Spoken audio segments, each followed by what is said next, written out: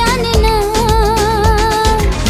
মনই জানে যে কার নাম মনেতে লেখা আছে, কেউ তা জানে না।